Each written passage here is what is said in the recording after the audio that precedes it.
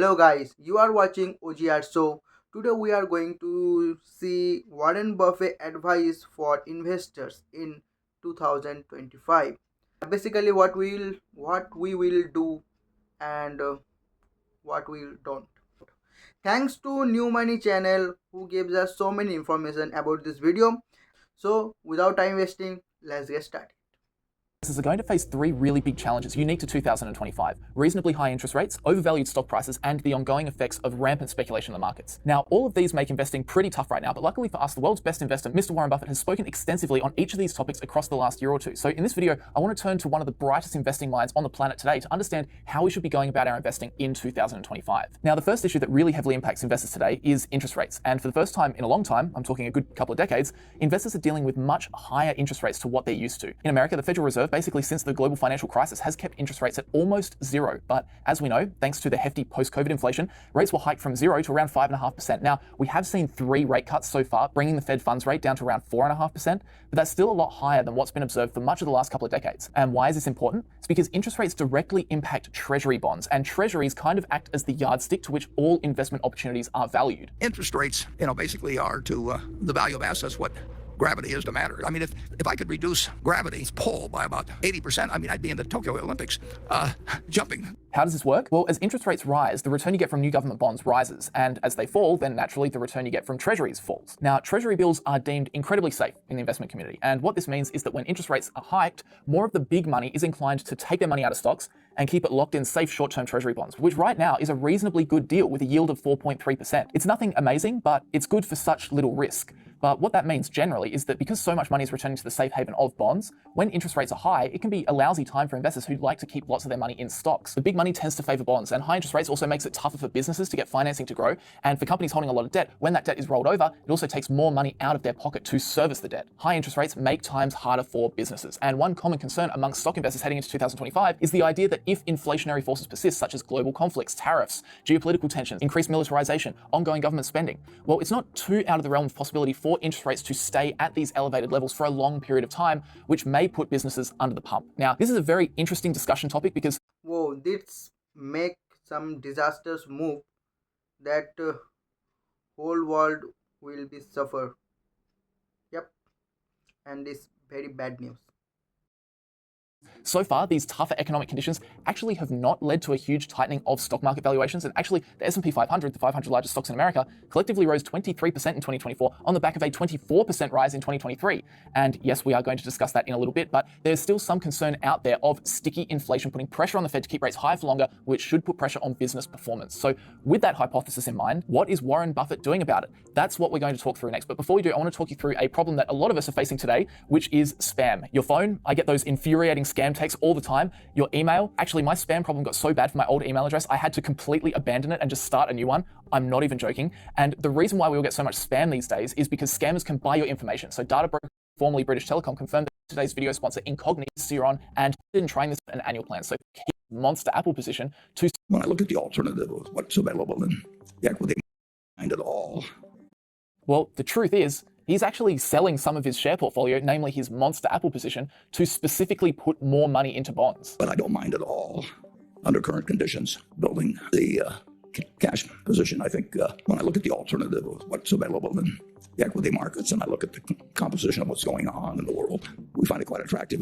And in reality, that cash he talks about is actually held in treasury bonds. So when he says he doesn't mind building the cash position, he really means building the pile of short-term US treasuries. As you can see in the most recent quarter versus the same quarter 12 months ago, it actually has Berkshire's cash position reasonably even. But as you can see, Buffett has reduced the stock portfolio and sits that extra cash in short-term US treasuries that have grown quite substantially. So that's really the first thing we can take away from Buffett's actions over the past 12 months. In these higher interest rate environments, when things seem reasonably shaky around the world and uncertainty rules the day, don't forget about bonds. We've had 125 billion or so in very short-term investments. And believe it or not that long ago, we were getting 4 basis points, which is next to nothing on that 125 billion, which means we were getting 50 million a year. And now the same money the other day or day before yesterday, we actually bought 3 billion of bills at a 5.92 bond equivalent yield. So we would have produced this not that long ago a 12-month basis was producing 50 million a year, producing something in the area of 5 billion a year. So Sure, they're nothing spectacular, they're not flashy or interesting, but they do serve a purpose, particularly when everywhere you look, valuations on any sort of decent businesses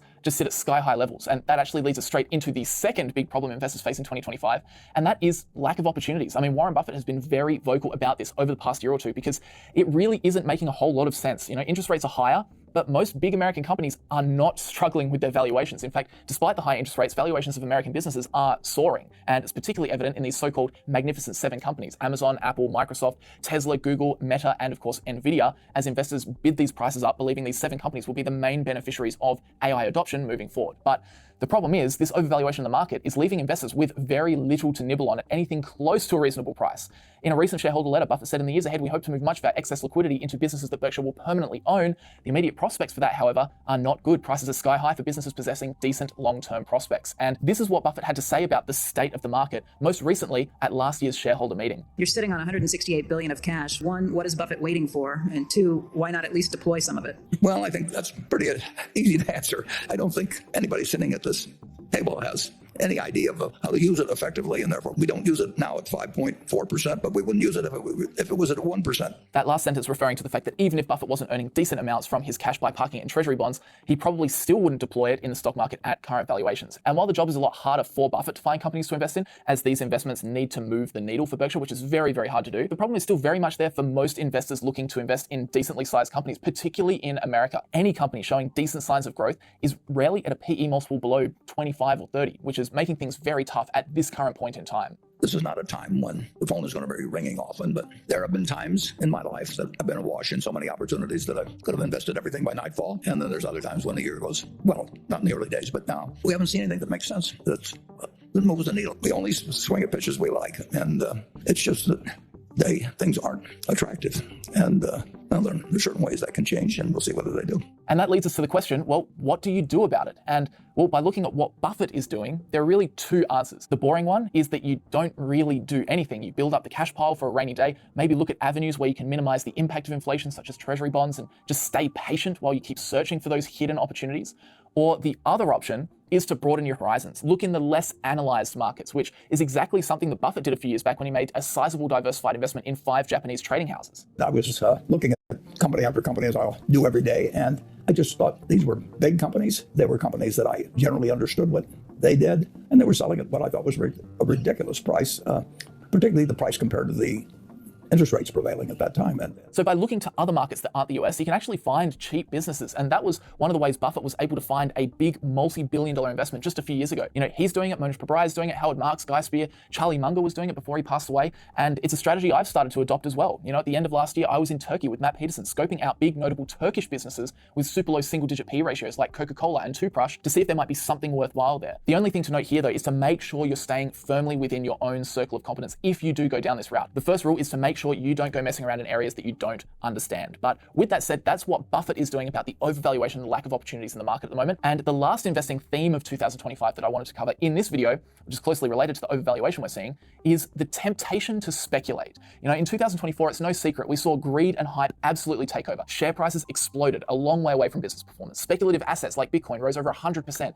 And this momentum seems like it'll probably continue into 2025. And in these environments, particularly for newer investors, it can trigger just a tremendous amount of FOMO, so fear of missing out. And ultimately, if you're not super on top of your emotions, it can encourage you to start speculating in high-flying, expensive stocks as opposed to making rational long-term investments. Well, the stock market, we've had a lot of people in the casino in the last year. You have millions. Okay, that's it. You want to watch full video, just go check out this channel. Full video link in the description. So Warren Buffett gives us so many hints that how we control this demonstrating market and how we gain profit. I don't know what's your opinion, but that's helped me a lot to invest in stocks, and that changed my thinking process some little bit. I hope so you also think like same. Also thanks this young man who give us so many informations that Warren Buffett want to tell. So that's it. That's the end of the video. Hope you will enjoying this video. See you again. Peace out.